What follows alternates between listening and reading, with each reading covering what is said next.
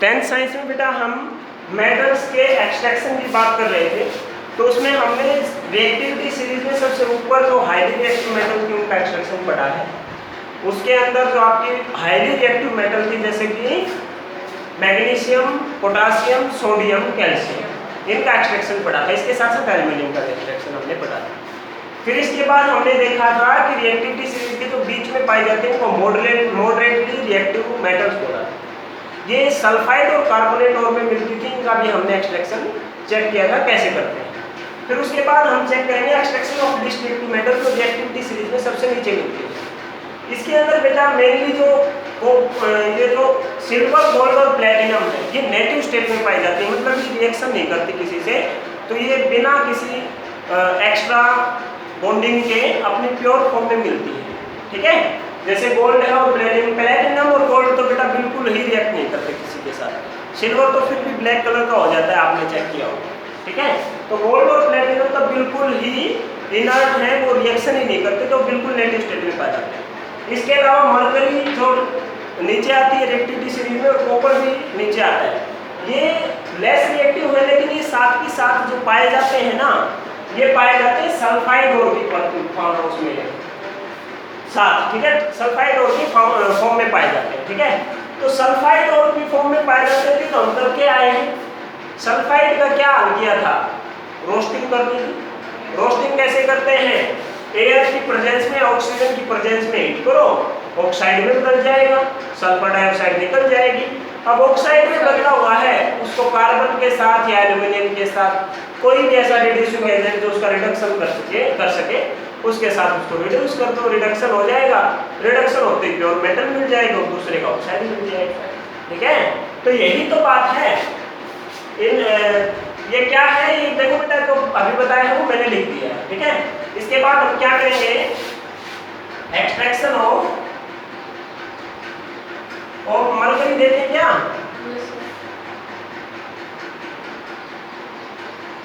Mercury देखो बेटा, mercuric sulphide. ठीक है, मर्क्यूरिक सल्फाइड, इसको क्या बोलते हैं? सिनबार।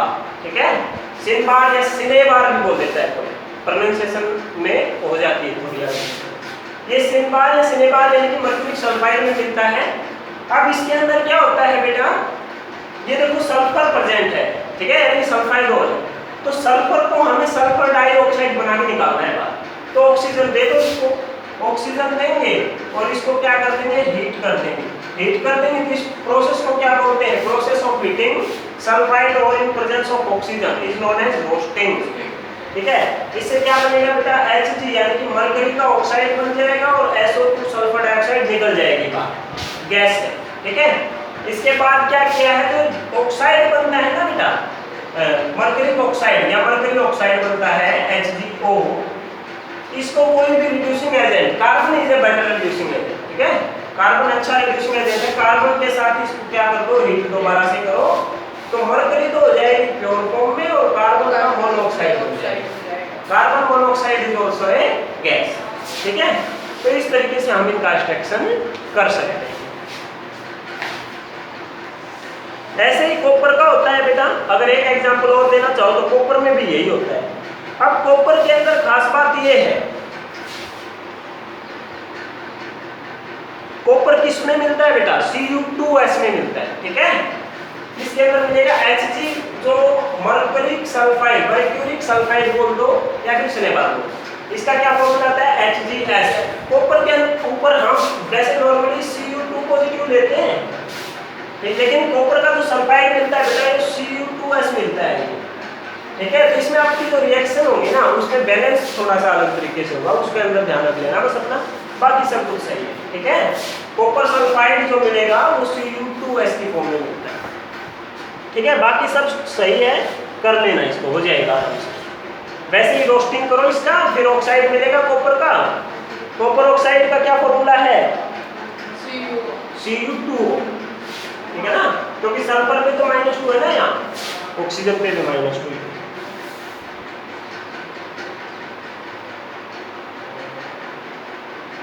चलो आगे देखो बेटा। अब इसके बाद क्या था? हमने एक तो एक्सट्रैक्शन होता है मेटल्स का, और एक्सट्रैक्शन के बाद जो मेटल मिलती है ना वो बिल्कुल 100% प्योर नहीं होती। 100% प्योर बनाने के लिए उनको रिफाइन किया जाता है, रिफाइनिंग। रिफाइनरी सुना होगा ना, रिफाइनरी, जहाँ पे बिल्कुल ही 100% प्योर फॉर्म में चीज़ें मिलती हैं। तो रिफाइनिंग के लिए बताएंगे इलेक्ट्रोलाइटिक रिफाइनिंग यूज किया जाता है। इलेक्ट्रोलाइटिक रिफाइनिंग क्या है? वही सिस्टम है इलेक्ट्रोलाइटिक रिडक्शन जो था ना, वही सिस्टम इलेक्ट्रोलाइटिक रिफाइनिंग। रिडक्शन में हमने क्या किया था? हाईली रिएक्टिव मेटल ली थी, उनका मोल्टन स्टेट लिया था। लेकिन इलेक्ट्रोलाइटिक रिफाइनिंग में क्या है, हम जो कोई भी मेटल है जो इम्प्योर फॉर्म में हमें मिलती है उसको लेंगे और इसके अंदर एसिडिफाइड साल्ट सॉल्यूशन लेंगे। क्या लेंगे? और एसिडिफाइड करने के लिए, एसिड मिलाने के लिए कौन सा एसिड मिलाया जाता है इसमें? डाइल्यूट H2SO4 सल्फ्यूरिक एसिड मिलाया जाता है। ठीक है, क्या करेंगे देखो बेटा, इलेक्ट्रोलाइटिक रिफाइनिंग मैं केवल समझा रहा हूं।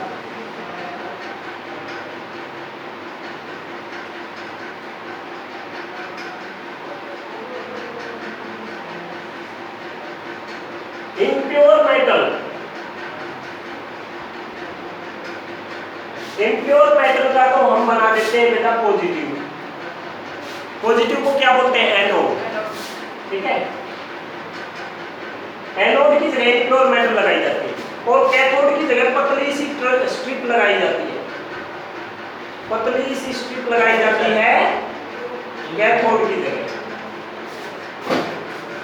और इसके अंदर इलेक्ट्रिसिटी प्रोवाइड करने के लिए, इलेक्ट्रिसिटी फ्लो करवाने के लिए जो सॉल्यूशन लेते हैं वो एसिडिफाइड साल्ट सॉल्यूशन लेते हैं। क्या लेते हैं? Acidified salt solution. और इसके अंदर जो सॉल्यूशन लेते हैं ना साल्ट सॉल्यूशन, उसमें साल्ट मैंने बोल दिया वो क्या है? वो इसी मेटल का साल्ट सॉल्यूशन है। ठीक है, प्योर मेटल का, प्योर मेटल का नहीं, मतलब जैसे यहाँ पे क्या लिया हमने? कॉपर लिया है, तो इसके अंदर कॉपर सल्फेट का सॉल्यूशन होगा, उसके अंदर थोड़ा सा H2SO4 डालेंगे उसको एसिडिफाई बनाने के लिए, और कॉपर सल्फेट का सॉल्यूशन लेंगे। कॉपर सल्फेट देखो बेटा, हम कॉपर की रिफाइनिंग कर रहे हैं। क्या कर रहे हैं? कॉपर की क्या कर रहे हैं? इलेक्ट्रोलाइटिक रिफाइनिंग कर रहे हैं। ध्यान रखना, रिफाइनिंग और रिडक्शन में डिफरेंस होता है। इलेक्ट्रोलाइटिक रिफाइनिंग मैं आपको समझा रहा हूं।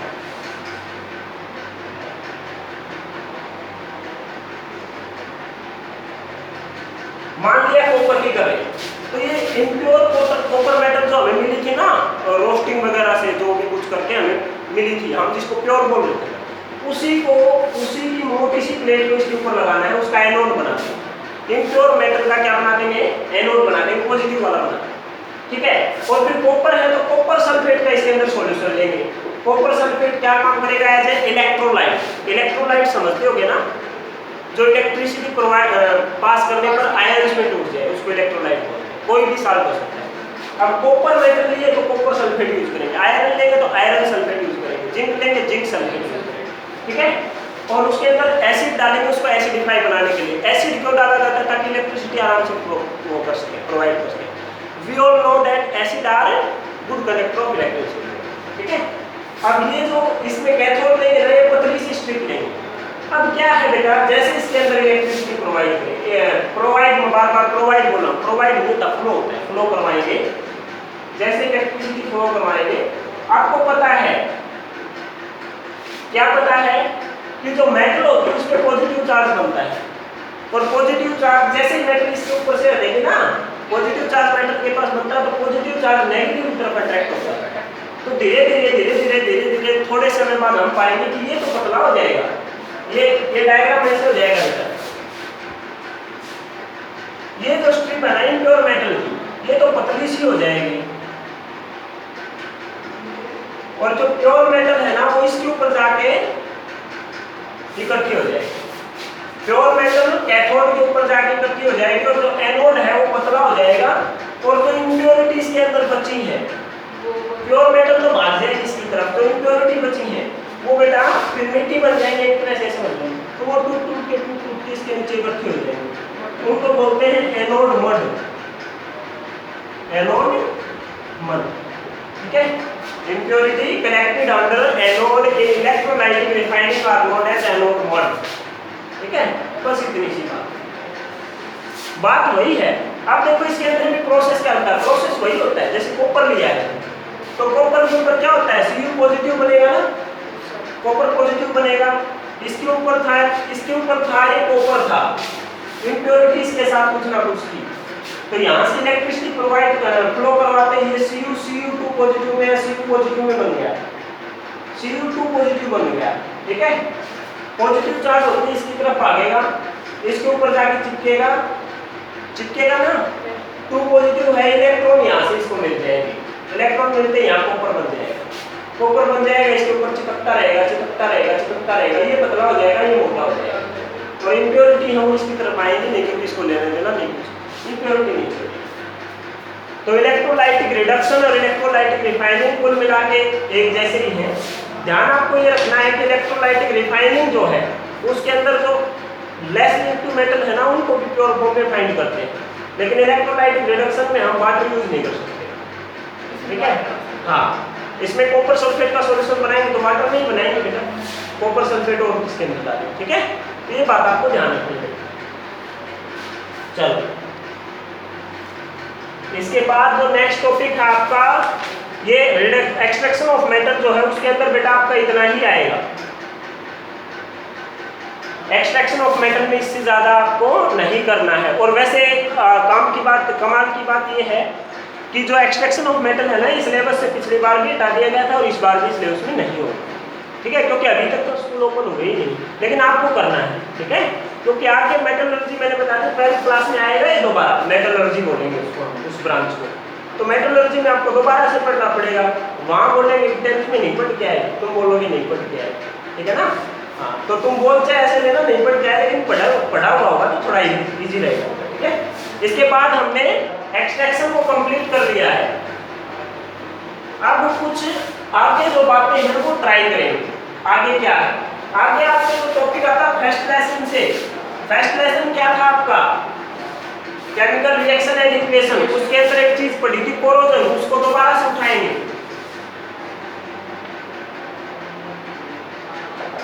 कोरोजन स्पेलिंग देखो, ऐसा ही नहीं आएगा मेरे ख्याल से, ऐसा ही आएगा, ठीक है। कोरोजन, कोरोजन क्या होता है बेटा, जंग, ठीक है। किसी भी मेटल को जब ओपनली या फिर एयर के कांटेक्ट में या फिर बाहर छोड़ दिया जाता है, बिना उसके प्रोटेक्शन के बाहर छोड़ दिया जाता है, तो एयर में प्रेजेंट मॉइस्चर और जो एटमॉस्फेयर में प्रेजेंट हो ऑक्सीजन, उससे वो रिएक्ट करती है, उससे उसका ऑक्साइड बनता है या फिर उसका हाइड्रोक्साइड बनता है, ठीक है। जो हाईली रिएक्टिव होगी वो मॉइस्चर से रिएक्ट करके हाइड्रोक्साइड बना लेंगे, जो लेस रिएक्टिव होगी जैसे कि आयरन, वो वाटर और स्टीम से रिएक्ट करके क्या बना लेंगे, वेपर से रिएक्ट करके क्या बना लेंगे, ऑक्साइड बना लेंगे, ठीक है। तो इससे क्या बनता है, ऑक्साइड और ये हाइड्रोक्साइड बन गया मान लिया, तो उससे क्या होता है, उससे लेयर बन जाएगी मेटल की। उस लेयर के कारण उसका जो कलर है वो थोड़ा सा चेंज हो जाता है। जैसे आयरन है शाइनी होता है, लेकिन उसके ऊपर जब लेयर बनती है वो ब्राउन कलर की होती है, ठीक है, ब्राउन कलर की होती है, इसलिए उसका कलर चेंज हो गया। इस प्रोसेस को बोलते हैं बेटा कोरोजन। कोरोजन की डेफिनेशन मैं लिखवा चुका हूँ, दोबारा नहीं, ठीक है। When metallic objects are left in open, they get contact with air and moisture present in atmosphere, and a layer of a thin layer of oxide form over the surface of the metals, ठीक है। This thin layer of oxide is called corrosion, ठीक है, या फिर rusting बोलते हैं। अब ये कोरोजन अगर आयरन का हुआ तो इसको स्पेशल नाम रस्ट दे दिया जाता। अब फॉर्मूला ऑफ रस्ट क्या है बेटा, Fe2O3XH2, ये बात आपको ध्यान रखनी है। बात मॉलिक्यूल हो सकते हैं कितने, ठीक है। कॉपर सल्फेट का फॉर्मूला बताओ क्या है कॉपर सल्फेट का। कॉपर सल्फेट CuSO4 लेते हैं ना, लेकिन इसके साथ में ध्यान रखना 5H2O भी होता है, वाटर होता है 5, ठीक है। तो कोरोजन पर पता चल गया ना। अब हमारा एम तो कोरोजन पढ़ना नहीं था, यहाँ हमारा एम था prevention from corrosion, prevention from corrosion.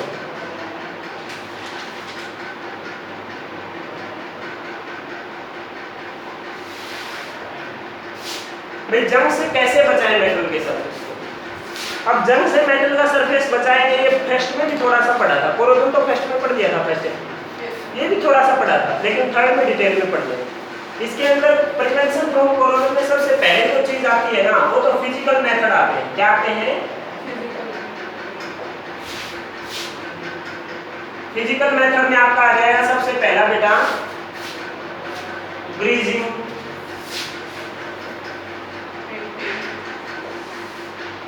Second आ जाएगा पेंटिंग, थर्ड आ जाएगा बेटा इलेक्ट्रोप्लेटिंग, गैल्वेनाइजेशन हो जाएगा। इलेक्ट्रोप्लेटिंग तो इलेक्ट्रिसिटी का यूज करके होती है, उसमें केमिकल मेथड आता है। ठीक है, गैल्वेनाइजेशन हो जाएगा। गैल्वेनाइजेशन, ठीक है। गैल्वेनाइजेशन क्या है? Galvanisation is a process of covering a metal surface with a thin layer of superior metal. Galvanisation के अंदर ध्यान रखना बेटा, इलेक्ट्रिसिटी यूज नहीं करते, जिंक की पतली सी लेयर चढ़ा लेते हैं। ठीक है, जैसे पुराने समय में आपने देखे होंगे ना, दरवाजे जो होते थे ना, घरों के दरवाजे, उनके ऊपर पतली पतली परत चढ़ी होती थी, और रावण की बोला जाता था कि सोने की लंका थी, और सोने की लंका नहीं थी, वो गैल्वेनाइज्ड थी। समझ रहे हो ना? उसके ऊपर लेयर चढ़ाई हुई थी सोने की, ईंटें सोने की नहीं थी, दीवार के ऊपर जो लेयर है ना पेंट की जगह, वो लेयर चढ़ाई हुई। ठीक है, वैसे नॉर्मली तुम घर पे भी देखते हो बेटा कि जैसे कोई पाइप वगैरह आया है घर पे, तो क्या बोलते हैं पापा? GI पाइप है, GI। ठीक है, या फिर दुकान पे जाते हैं बोलते हैं बढ़िया क्वालिटी का GI पाइप है। वो GI का मतलब क्या होता है पूछना आज पहले तो। ठीक है, हाँ, GI का मतलब होता है galvanised iron, I for iron. ठीक है, तो गैल्वेनाइजेशन क्या है बेटा? एक प्रोसेस है जिसमें मेटल सरफेस को एक ऐसी मेटल सरफेस से कवर कर दिया जाता है जो कि कम रिएक्टिव है। ठीक है, ये तो थे फिजिकल मेथड। अब इसके बाद सेकंड अगर देखें हम chemical method,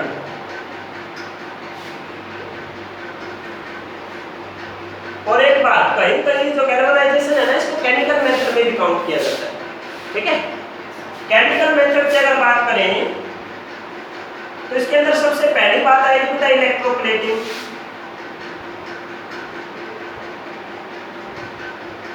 Electroplating is the process of covering a metal surface with a superior metal by using electric current या फिर electricity। ठीक है, आ जाएगा ना समझ में?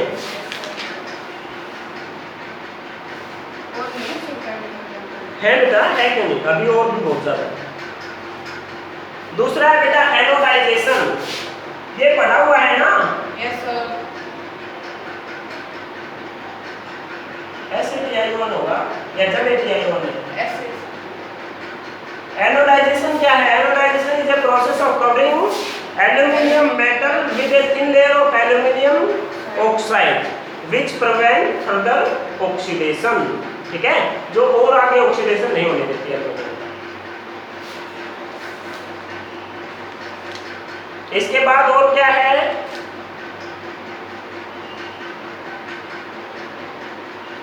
इलेक्ट्रोप्लेटिंग में बेटा आपसे पूछा जा सकता है कि इलेक्ट्रोप्लेटिंग जो है उसके अंदर एक एग्जांपल बताओ। तो इलेक्ट्रोप्लेटिंग में जनरली कॉपर लेस रिएक्टिव है, तो आपकी जो चम्मच वगैरह होते हैं, जो यूटेंसिल्स होते हैं ना, उसके ऊपर कॉपर की इलेक्ट्रोप्लेटिंग कर दी जाती है। उससे उसका कलर भी थोड़ा सा सुंदर दिखता है और वो खराब भी जल्दी से नहीं होते। इसके अलावा जो साइकिल के हैंडल होते हैं, बाइक के हैंडल होते हैं, चमकते हुए क्यों दिखाई देते हैं पता है क्या? क्योंकि उसके ऊपर क्रोमियम की लेयर चढ़ाई जाती है। क्रोमियम का फॉर्मूला होता है Cr। ठीक है, तो क्रोमियम की लेयर चढ़ा दी जाती है। अब इसके बाद जो थर्ड बचा ना बेटा, वो इंपॉर्टेंट है, काफी ज्यादा इंपॉर्टेंट है, वो है making alloys.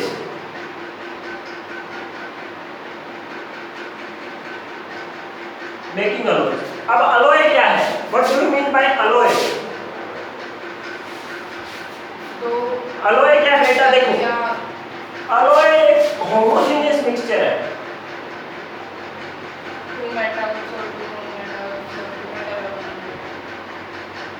Homogeneous mixture, homogeneous का मतलब होता है बेटा ऐसा मिक्सचर जिसके अंदर बिल्कुल अच्छी तरह से मिला दिया सब कुछ, अलग अलग चीजें नहीं मिलेंगी। जैसे मैंने होमोजेनियस मिक्सचर की बात करें, जैसे पानी के अंदर मैंने नमक डाल दिया, तो नमक मिलेगा नहीं कहीं ढूंढने पे। वैसे ही होमोजेनियस मिक्सचर का मतलब होता है दो चीजों को इस तरह से मिला दो बिल्कुल पूरी तरह से मिल जाएगा, ढूंढने पर अलग अलग ना मिले दोनों चीजें, ठीक है। तो होमोजेनियस मिक्सचर है बेटा, इसमें या तो दोनों मेटल हो सकती है, या दोनों मेटल प्लस मेटल हो सकती है, या फिर मेटल प्लस नॉन मेटल, ठीक है। तो what do you mean by alloy? Alloys are homogeneous mixture of two metals or one metal and non metal, ठीक है। इससे क्या होता है, alloy से क्या फायदा होता है? alloy से बेटा फायदा ये होता है कि जो चीज बनती है ना उसके अंदर दो मेटल्स के या दो एलिमेंट के गुण आ जाते हैं, जिसकी वजह से उसकी जो लाइफ होती है वो मोर ड्यूरेबल होती है, लंबे समय तक चलती है, ठीक है। कोरोजन से उसका बचाव होता है, ठीक है। जैसे कि हम आयरन है ना, आयरन ये रिएक्टिव मेटल है, कुल मिलाकर रिएक्टिविटी सीरीज में देखें तो काफी ऊपर आ जाता है, ठीक है, ऊपर ही रह जाता है आयरन, ठीक है। अच्छा खासा रिएक्टिव है, काफी ज्यादा एलिमेंट से ज्यादा रिएक्टिव, ठीक है। एयर के कांटेक्ट में आएगा तो भी बताओ, इसके भाप के साथ आएगा तो इसके जंग लग जाएगा। नॉर्मल लोहे की चीजें तुम देखना बाहर जंग लगा हुआ है, ठीक है। कोई भी लोहे की चीज तुम्हें चमकती हुई नहीं दिखेगी, जैसा ओरिजिनल कलर है ना वैसा कलर नहीं दिखेगा किसी भी चीज का लोहे की का। तो इसके पीछे क्या है, कारण क्या है कि जो आयरन है वो ज्यादा रिएक्टिव है, तो आयरन को जंग से बचाने के लिए इससे स्टील बना दिया जाता है। क्या बना दिया जाता है? स्टील बना दिया जाता है। ठीक लिख दिया क्या? अब स्टील कैसे बनता है? स्टील बनाने के लिए आयरन के अंदर बेटा कार्बन और क्रोमियम ऐड किया जाता है। स्टील बनाने के लिए क्या किया जाता है? कार्बन और क्रोमियम।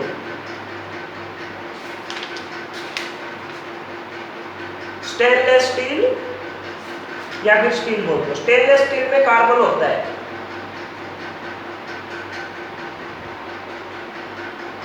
ठीक है। तो अब मैं कुछ आपको टेबल बनवा रहा हूं जिसके अंदर किन किन चीजों का, आप देखो अलॉय के तो हम देख लेंगे अभी। अलॉय से पहले एक खास बात और देख लो अभी एक चीज, इसकी टेबल बनवाऊंगा बेटा मैं, जिसमें से आपसे मतलब क्वेश्चन पूछ लिया जाता है कि ये जो ब्रास है ये किससे मिलके बना है, ब्रोंज किस किस से मिलके बना है, ठीक है। ये टेबल आपको बनानी है, ये याद भी रखनी है। इसके अलावा मैं आपको एक टॉपिक जो है इंपॉर्टेंट वो और बता रहा हूँ, पेपर में भी आया हुआ है, amalgam.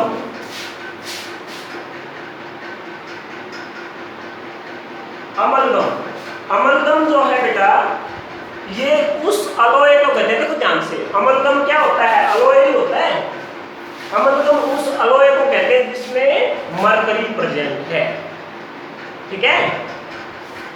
A alloy in which one metal या फिर one non metal is taken as alloy, या फिर ऐसे बोलो अलॉय बोल दिया क्या हमने, मरकरी। सिंपल लैंग्वेज में तुम बोलो तो ऐसे बोल दो, an alloy in which mercury is present known as amalgam. Mercury जिसमें प्रेजेंट होगा ना वो अमलगम होता है, ठीक है। तो ये अमलगम पूछ लिया जाता है। इसके अलावा टेबल जो है वो मैं बनवाऊंगा आपको, उस टेबल को आपको देख करके वो सारी चीजें याद रखनी कि कौन सी चीज किससे बनती है। सबसे पहले ब्रास अगर देखें, ये नोट करो बेटा,